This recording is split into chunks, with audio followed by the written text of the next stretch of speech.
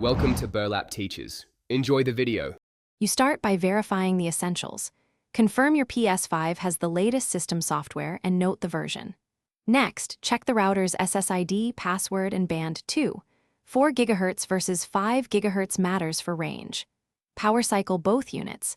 Unplug the Ps5 and the router for 30 seconds, then plug the router back in first, wait until LEDs are stable, and boot the Ps5.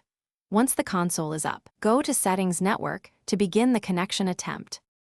Once done with basic reconnects, switch to manual network details to avoid DHCP conflicts. Assign a static IP that's outside but near the router's DHCP pool.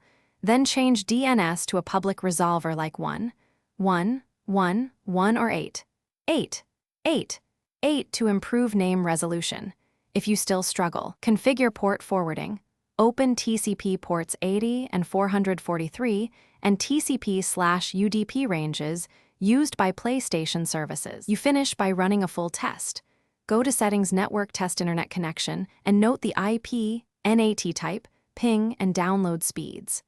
If results are poor, delete the saved Wi-Fi profile on the Ps5 and re-add the network with the static IP and DNS you set. For a final troubleshooting tip, if wireless still fails, connect via Ethernet to isolate Wi-Fi. Make sure to try changing the router channel or contacting your ISP for upstream problems.